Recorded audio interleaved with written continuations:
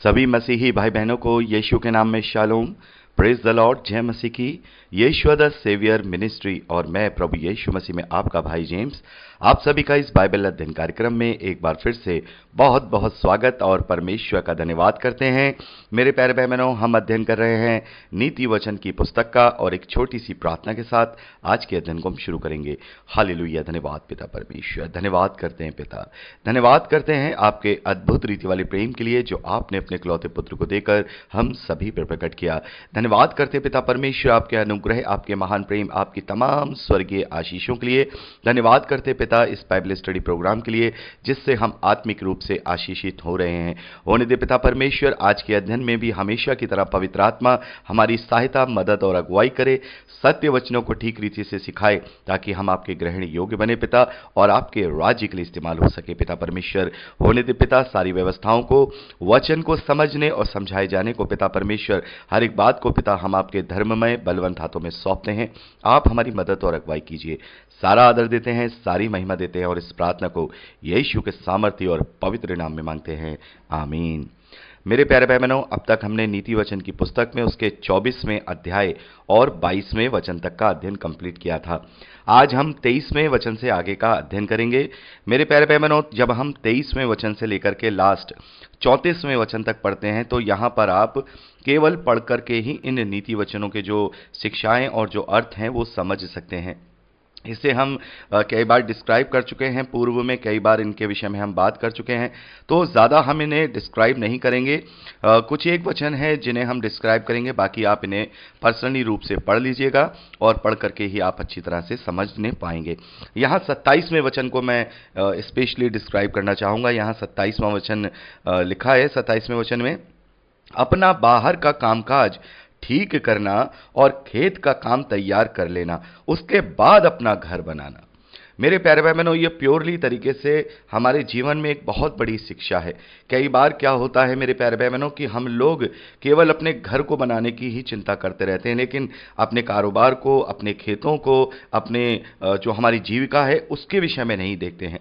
मेरे प्यारे भाई बहनों, यदि जीविका हमारी अच्छी है और वो हमने उसको सही रीति से परमानेंट कर लिया है या हम उस पर अच्छा उसमें कमाने लगे हैं, तो हम बिना घर के भी अपने जीवन को बहुत अच्छे से बिता सकते हैं। और यदि जीविका ही नहीं है और केवल घर ही घर है, तो फिर हम उस घर को चलाने के लिए अपने जीवन में कौन सी उपार्जना करेंगे या हम उसमें कौन सा उसमें अपनी जीविका को चलाने के लिए वहाँ पैसा जो है कमाएंगे। तो यहाँ जो मेन और मूल शिक्षा दुनियावी रूप से हमें ये मिलती है कि पहले हमें अपने आप को सेट करना है, अपने आप को, हमारा जो बिजनेस है, हमारा जो जॉब है, हमारा जो भी काम है, हमें उसमें अपना फोकस करना है। क्योंकि यदि वो हमारा पूरा पक्का हो गया तो ऑटोमेटिकली उसके द्वारा हमारा घर भी बन जाएगा और हमारी सारी बातें जो हम चाहते हैं वो पूरी भी हो जाएंगी। तो मेरे प्यारे भाई बहनों, ये तो हुई दुनियावी शिक्षा की, लेकिन इसमें हम एक आत्मिक शिक्षा को भी अपने जीवन में लेते हैं। यहाँ पर लिखा है अपने बाहर के कामकाज को ठीक करना और खेत का काम तैयार कर लेना, उसके बाद अपना घर बनाना। मेरे प्यारे भाई बहनों, हम जानते हैं, पौलुस कहते हैं कि हम मनुष्य 3 बातों से मिलकर के बने हैं, प्राण, शरीर और आत्मा। तो मेरे प्यारे भाई बहनों, जो प्राण और शरीर है वो हमारा बाहरी मनुष्य तत्व है और जो हमारा आत्मा है वो हमारा भीतरी मनुष्य तत्व है। हम जानते हैं मेरे प्यारे भाई बहनों, हमारा ये जो शरीर है एक तरीके से डेरा सरीखा घर है, और डेरा मैं आपको पहले ही बता चुका हूं जिसे टेंट कहते हैं, जिसे उखाड़ा जाएगा। लेकिन एक घर होता है वो स्थायी घर होता है और उसको कभी तोड़ा नहीं जाता और बहुत ही मुश्किलों से बदला जाता है। तो घर को हम अनंत जीवन से जोड़ेंगे और डेरे को हम इस धरती वाले जीवन से जोड़ेंगे, जो कि वचन हमें सिखाता है।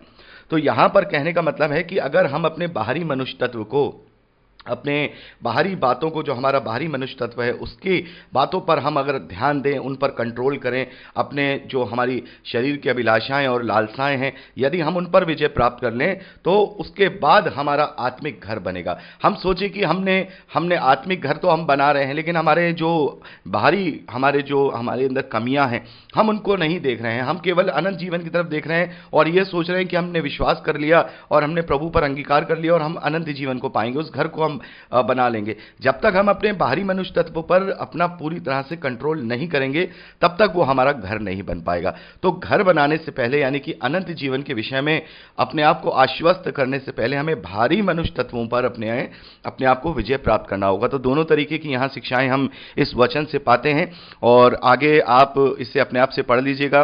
30वें वचन से लेकर के 34वें वचन तक यहाँ आलसी के विषय में बात की गई है। दुनियावी रीति से, चाहे हम आत्मिक रीति से देखें, जो आलसी होता है वो हमेशा कुछ नहीं पाता है, और वो हमेशा दूसरों से भीख मांगता है, और वो हमेशा कुड़कुड़ाता और हमेशा ही परेशान रहता है। तो उसको आप अच्छी तरह से पढ़ सकते हैं। अब चलते हैं हम 25वें अध्याय की ओर, मेरे प्यारे भाई बहनों। और जैसा कि मैंने आपको बताया था कि जो नीति वचन की पुस्तक है वो 5 भागों में हम डिवाइड करते हैं, और यहाँ पर 25वें वचन से जब हम 25वें अध्याय से जब हम बढ़ते हैं, तो और 29वें अध्याय तक, ये हमारा तीसरा पार्ट है, जहां पर राजा सुलेमान के वो नीति वचन हैं जिन्हें राजा हिजकिय्याह के लोगों ने कॉपी किया था या उन्हें ऑक्युपाई किया था। मेरे प्यारे बहनों, हम देखते हैं कि राजा सुलेमान से लगभग 200 साल के बाद राजा हिजकिय्याह यहूदा के राजा बनते हैं। और राजा हिजकिय्याह वो राजा हैं जो विश्वास में प्रबल थे, और अपने विश्वास के कारण ही वो अशूरियों पर प्रबल होने पाए थे। अशूरी उनका कुछ नहीं बिगाड़ पाए थे। और राजा हिजकिय्याह के समय में ही हम यशायाह भविष्यद्वक्ता को भी देखते हैं, और यशायाह भविष्यद्वक्ता की पुस्तक के अध्ययन में हम हिजकिय्याह राजा के विषय में भी काफी अध्ययन करेंगे। तो राजा हिजकिय्याह के समय में उसके लोगों ने और उन्होंने इन नीति वचनों को, जो राजा सुलेमान के नीति वचन हैं, इन्हें कॉपी किया था, जिसे हम पहले वचन में ही पढ़ते हैं।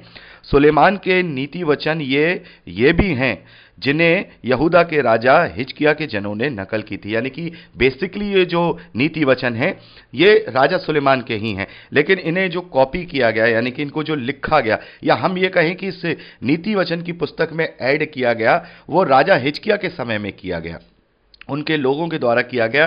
क्योंकि जैसा हम जानते हैं, नीति वचन जो हैं, जिन्हें हम इंग्लिश में प्रोवर्ब्स कहते हैं, जिन्हें हम सामान्य भाषा में कहावतें कहते हैं, तो राजा सुलेमान की ये शिक्षाएं, राजा सुलेमान की ये बातें, शिक्षाप्रद बातें मुंह जुबानी लोग कहा करते थे।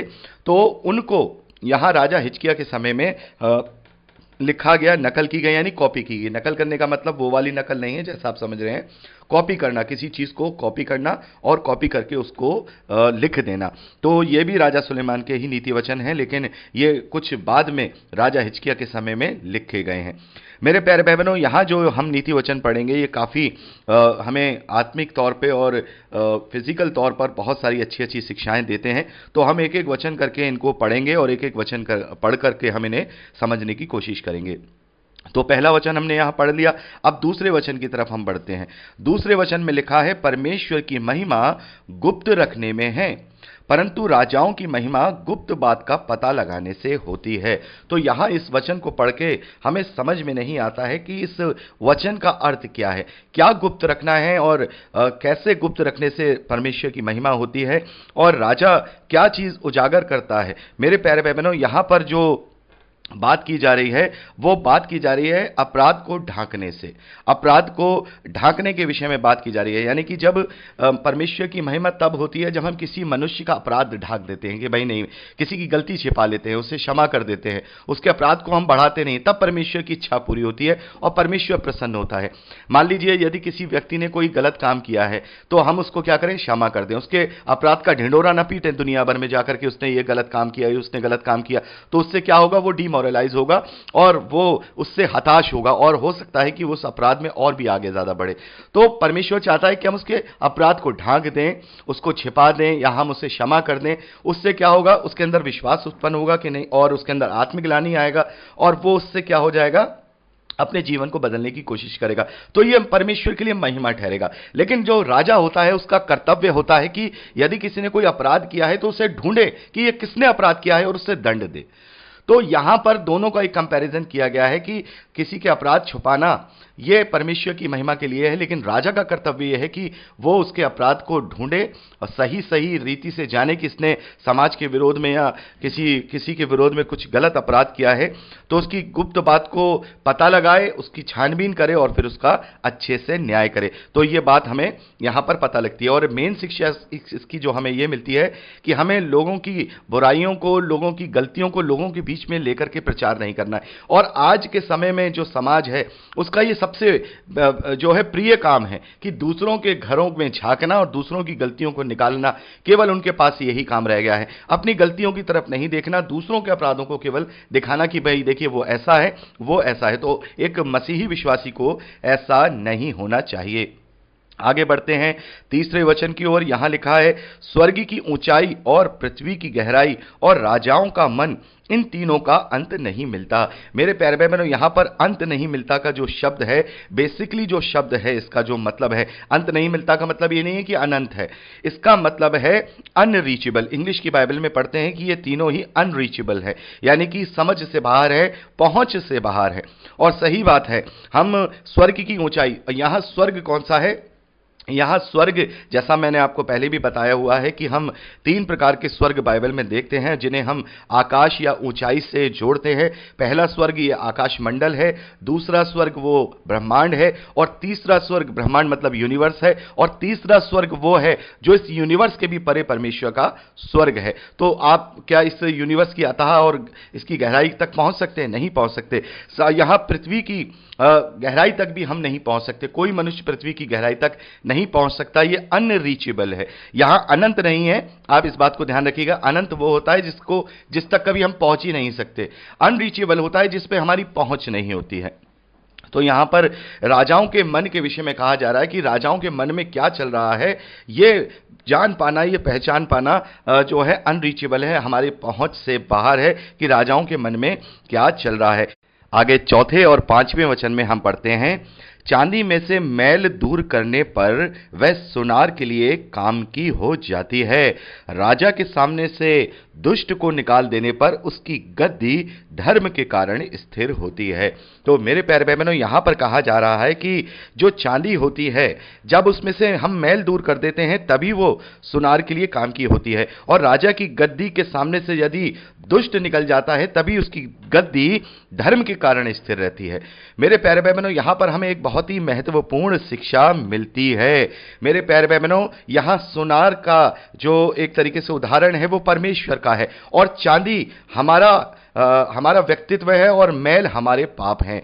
मेरे प्यारे भाई बहनों, जब तक हम अपने चांदी रूपी शरीर से पापों के मैल को हटाकर पश्चाताप नहीं करेंगे, पापों से हम अपने आप को शुद्ध नहीं करेंगे, तब तक हम परमेश्वर के किसी काम के नहीं हैं। मेरे प्यारे बहनों, वचन कहता है कि परमेश्वर पापियों की तरफ नहीं देखता है, और यही कारण है कि उसने इतना बड़ा एक योजना और प्लान किया कि उसने अपने इकलौते पुत्र को दे दिया कि जो कोई उस पर विश्वास करे वो नाश ना हो परंतु अनंत जीवन पाए, और उसके पापों से छुटकारा हो, और इफिसियों 1:4 के अनुसार हम परमेश्वर के निकट प्रेम में पवित्र और निर्दोष ठहर जाए। मेरे प्यारे भाई बहनों, हमारे मैल, हमारी गंदगी केवल विश्वास के द्वारा दूर होती है, हमारे पापों की क्षमा हमारे विश्वास के द्वारा दूर होती है। जब हम प्रभु यीशु मसीह पर विश्वास करते हैं, तो हम जब बपतिस्मा लेते हैं तो हम अपनी मृत्यु का बपतिस्मा लेते हैं। वो तमाम मैल जो हमारे ऊपर चढ़ा होता है उसे धो करके एक शुद्ध चांदी की तरह हम प्रभु पर विश्वास करने के द्वारा बन जाते हैं, तब हम परमेश्वर के काम के होते हैं। और यहां देखिए 5वें वचन में लिखा है, राजा के सामने दुष्ट को निकाल देने पर उसकी गद्दी धर्म के कारण स्थिर होती है। तो परमेश्वर के लोग कभी दुष्टता के साथ नहीं रह सकते, उन्हें अपने जीवन से उस दुष्टता को निकालना होगा, तभी हम परमेश्वर रूपी राजा को एक धर्म की गद्दी पर विराजमान देखेंगे। मेरे प्यारे भाई बहनों, हमें अपने जीवन की बुराइयों को उतारना है, नहीं तो हम परमेश्वर के किसी काम के नहीं। भले ही हम चांदी हैं, देखिए कितनी बड़ी बात है, हम मनुष्य हैं, यानी कि चांदी चांदी है लेकिन मैल के द्वारा वो किसी काम की नहीं, लेकिन मनुष्य जो परमेश्वर की समानता में रचा गया, उसके स्वरूप में रचा गया, उसके लिए वो मोल तो रखता है, लेकिन जब तक पाप का गंदगी चढ़ी है जब तक हम उसके योग्य नहीं। कितनी बड़ी बात है, या कितना बड़ा एग्जाम्पल यहां चांदी से दिया गया है कि चांदी अपना मूल्य नहीं खोता है, केवल मैल चढ़ा होता है तो उसको वो किसी काम का नहीं रहता। चांदी चांदी रहती है, वैसे मनुष्य अपना मूल्य परमेश्वर की दृष्टि में नहीं खोता है। मनुष्य रहता है, एक सा रहता है, लेकिन केवल वो मैल उसको काम का और बेकार का कर देता है। चांदी वही है, बस केवल मैल को उतारना है। मनुष्य वही है, केवल उसे अपने पापों को अपने जीवन से दूर करके अपने नए जीवन के साथ परमेश्वर के ग्रहण योग्य बनना है, तभी हम परमेश्वर के काम के रहेंगे, तभी हम उसके साथ अनंत काल के जीवन में विश्राम करने पाएंगे, हम उसके साथ रहने पाएंगे। तो मेरे प्यारे भाई बहनों, यहां हमने पांचवें वचन तक का अध्ययन कंप्लीट किया है और अब हम छठे वचन से आगे का अध्ययन अगली रिकॉर्डिंग में करेंगे। तो प्रभु आप सबको बहुत आयत की आशीष दे। Praise the Lord. जय मसीह की। खुश रहिए।